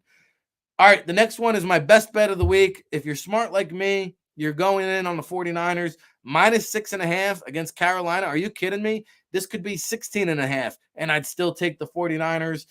They've got one of the best defenses in the league. This is probably going to be the last start for Baker Mayfield. Sam Darnold is going to be eligible to come off that PUP. I think the 49ers smash the Carolina Panthers in that cross-country affair. Dallas Cowboys, I just told you with Coach Flip, I think they got a shot to win this game.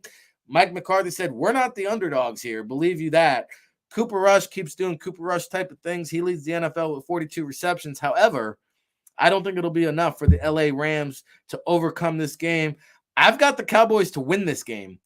Gladly taking the 5.5. We'll come back on Monday and talk about it. And then Sunday Night Football is going to be a great affair. Burrow, Lamar Jackson, 2 of the top quarterbacks in the National Football League, 2 of the top teams in the NFL as far as I'm concerned. This AFC is going to be a gauntlet. Now, Joe Burrow came out and said, hey, I've played my share of games where I don't remember finishing.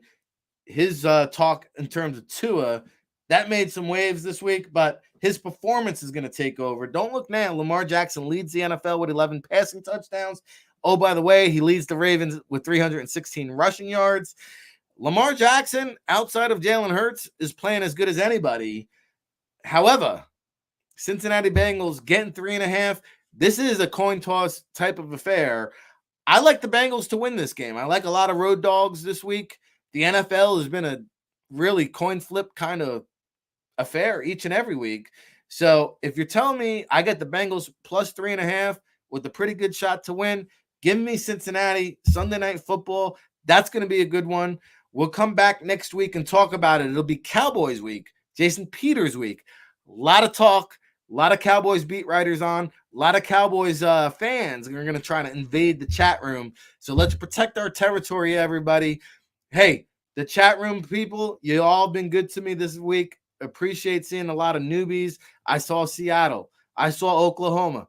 I saw Wayne, New Jersey, Bloomfield, Nutley, Belleville. We got people from all over the globe joining us here on the Football Playbook each and every weekday, Monday through Friday, 10 a.m. to noon Eastern. Don't go anywhere. The Sports Take guys are going to be coming up with Rob Ellis, Barrett Brooks, Derek Gunn. Of course, Gun on One, the podcast are flowing over here at the JAKIB Sports YouTube channel. Click subscribe. Get all our show notifications. Get down to the Ocean Casino Resorts for the Eagles pre- and post-game on Sunday. That's a 4 o'clock kickoff. Oh, by the way, you never know who you might see down at the gallery. And buckle up. Smash the like button. Show your boys some love. This was our 29th episode. Big shout out to Tone behind the scenes for holding it down on this Friday, October the 7th. Just 209 days away from the NFL draft. We'll keep reminding you there. Shout out to Coach Flip. We'll have him next week on the Football Friday affair. Go to get your game on. Go for the beers. Go for the cheers. Go for the hit and the hits. Go for the stakes and the stakes. Go to get your parlay on. Go to get your party on. Go for the scene. Go for the screens. Go for the gallery. Go for the win. Go to Ocean. Visit theoceanac.com to plan your visit. Philadelphia fans, we're cut from a different cloth. born into a brotherhood and bonded to our team for life. We believe anything is possible because we've witnessed the impossible. While we may be from different neighborhoods, come Sunday, we are one, and we will be heard. Pondley Hockey, official partner of the Philadelphia Eagles.